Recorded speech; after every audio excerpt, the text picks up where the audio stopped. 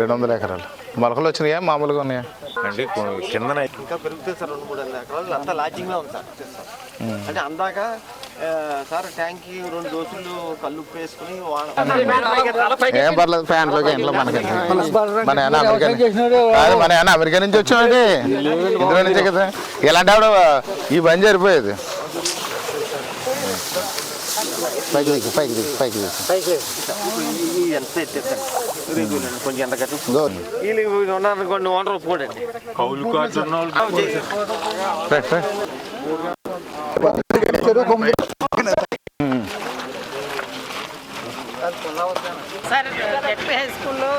ఒకసారి చూద్దాం మేడం రండి ఎక్కండి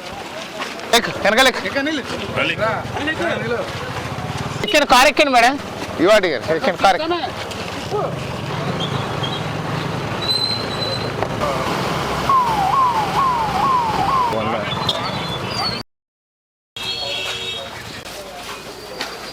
నూనె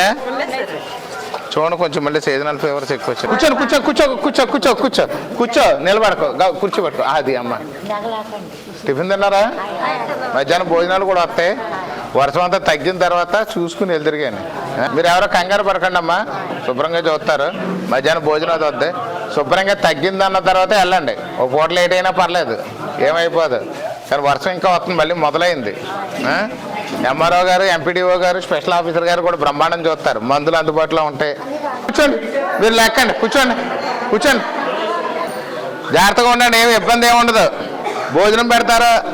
మంచినీళ్ళు ఇస్తారా ఏ ఇబ్బంది లేకుండా టీ కూడా ఏర్పాటు చేయించండి మేడం జాగ్రత్త బాగా చూసుకుంటారు ఆఫీసర్లు మంచి ఆఫీసర్లు మనకి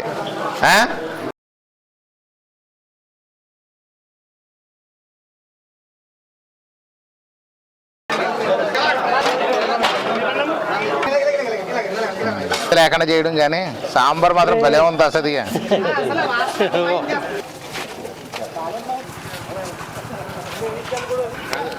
ఏవో గారు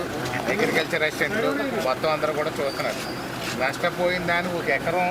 ఎక్కువైనా రాస్తారు తప్ప ఒక ఎకరం కూడా తక్కువ రాయరు మీరు దగ్గరుండి రాయించుకోండి ఏమంటే తర్వాత గవర్నమెంట్ ఏం డిసైడ్ చేస్తే అది అవుతుంది కానీ మీరు రాయడంలో లోపం లేకుండా ఎవరికీ కూడా పార్టీలు అనేది కానీ కులాలు అనేది కానీ ఎక్కడ ఏ ఇబ్బంది లేకుండా 100% ట్రాన్స్పరెంట్గా రాసేయండి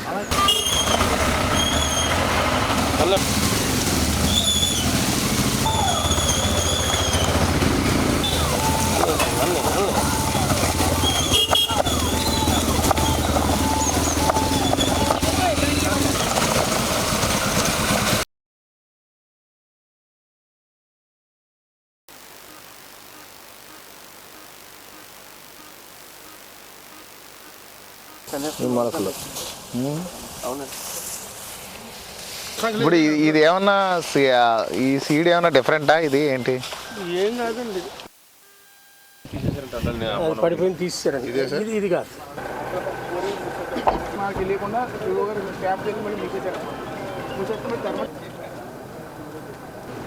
లాస్ట్ టైం చేయించాను చెరువులో అయితే నీరు ఉండదు కానీ ఎక్కువ వర్షం ఎక్కువైనా కానీ అదే పని చేయాలి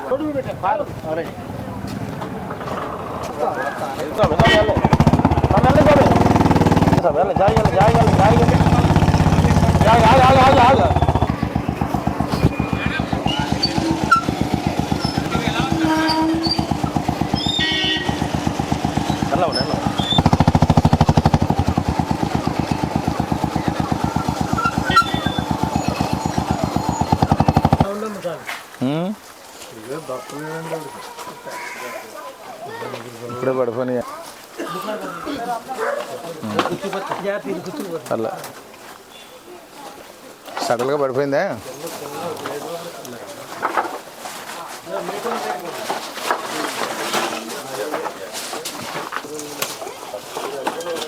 మొత్తం సామాన్లు అన్నీ ఇక్కడే ఉన్నాయి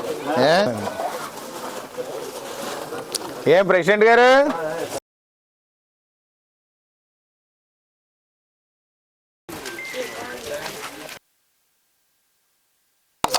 కుటుంబ నాయకులు ఆఫీసర్లు దగ్గర ఉండి సపరేట్గా కొంచెం అమ్మ సెక్రటరీ